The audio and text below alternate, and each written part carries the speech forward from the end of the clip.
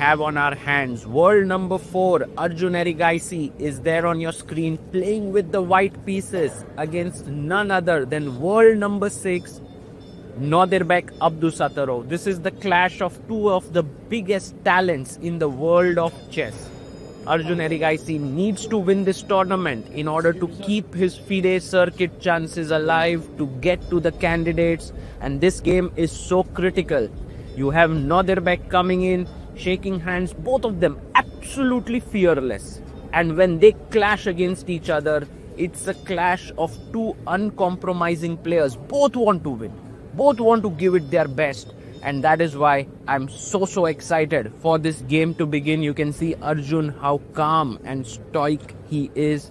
Nodirbek also full of confidence and adjusting his pieces. He has been the world rapid champion before, and we are about to begin. Shake of hands, and opens the game with 1 d4 and knight comes out to f6.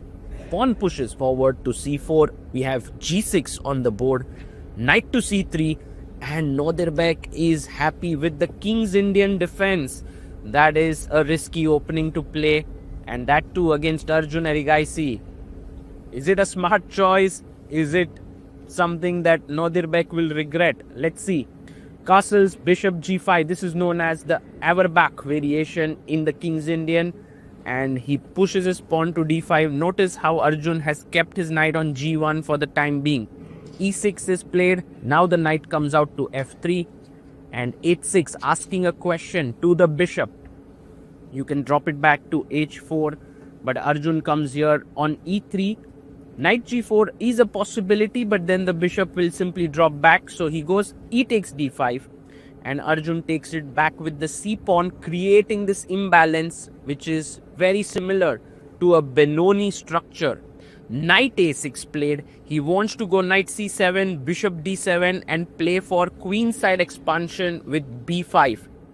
So Arjun now takes his time and plays knight to d2, a very typical maneuver. The knight is going to c4, from where it will support the expansion in the center, and also look at the d6 pawn, which is slightly weak. Knight c7 played, and Arjun quickly castles it out. Now b5 is a possibility because the e4 pawn would be hanging, but he goes rook e8, and Arjun defends it with his queen. Pawn to b6. Maybe he's trying to exchange of the bishops there with bishop a6. Arjun goes rook e1, rook to b8 played, angling for b5 and a4, stopping that. But Nodirbek is like, thank you so much, Arjun, for giving me the b4 square. My knight is now going to jump in there. So very strategic battle, fight for squares, weaknesses is going on. Knight a2, stopping the knight from coming there. And he goes knight g4, attacking the bishop. Arjun takes, Nodirbek takes back. Now black has the bishop pair, but Arjun has superiorly placed pieces. First f3, solidifying the structure here in the center. Nodirbek has to go back with his bishop, and he goes back to d7. And now Arjun can jump in with his knight, attacking the d6 pawn. He does it. Knight c4 is on the board. Queen to f6. And now Arjun finally comes back with his knight on c3. Nodirbek could have jumped to b4, but he goes back to c7. He's looking for this b5 break. That is his plan. Queen d2 played by Arjun, attacking the h6 pawn. You have to be careful there as Nodirbek. But he isn't careful. He goes b5, and he's like, if you take here, I'm ready to take. I'm ready to give up material. But e5, Arjun goes even stronger in the center. Pawn takes pawn. Is that a pawn sacrifice? What is Arjun's plan here? Why did he give up the pawn? Well, it is a square clearance sacrifice. The knight gets the e4 square, and what a beautiful knight this is, attacking the queen. The queen moves to h4, but now the d6 square is weak, and the knight jumps in there. What a play by Arjun Erigaisi, masterful. Rook d8, attacking the rook here, and now the b5 pawn can be taken, but he takes the c5 pawn, which is also a great decision. Nodirbek may want to consider pushing f5 in the position here, but he goes b takes a4. He opens up the rook along the b file. The problem is his bishop is now blocked.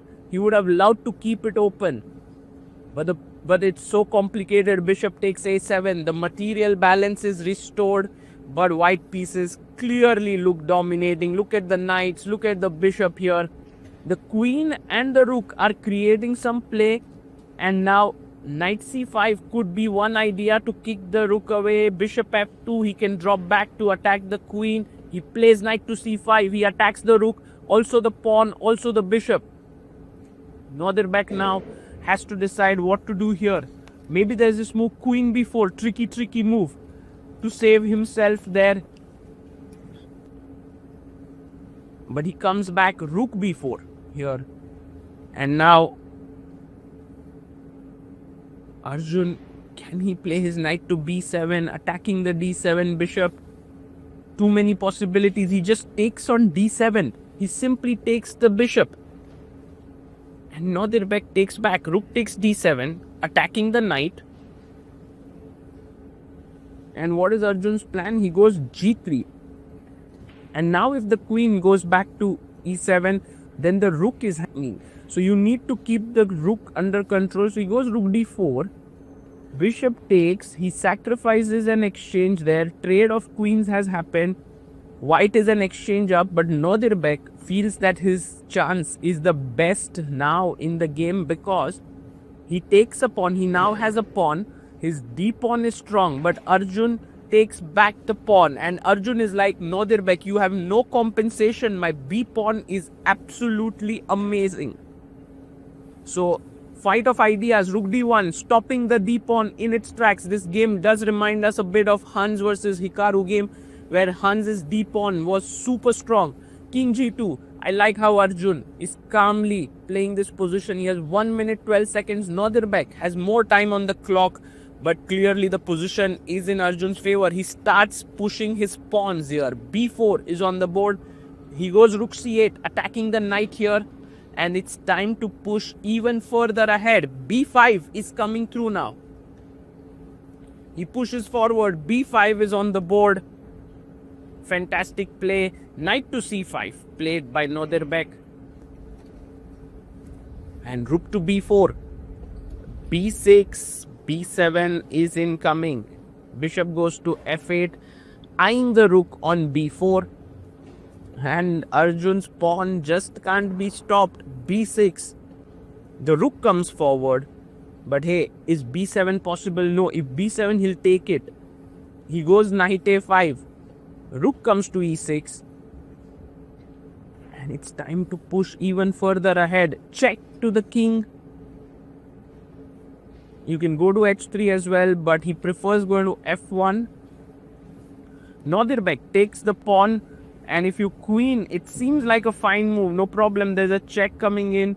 And you can see Arjun picking up the queen there, but then deciding against it. Knight takes b7 played. And rook takes b7. He goes rook a2, but he's now a complete rook up. Knight to b3. And Nodirbek Abdusattorov can resign this position with a clear conscience here. He has been outplayed by Arjun Erigaisi here. Fantastic game between both these players. Arjun showed his class for sure here. He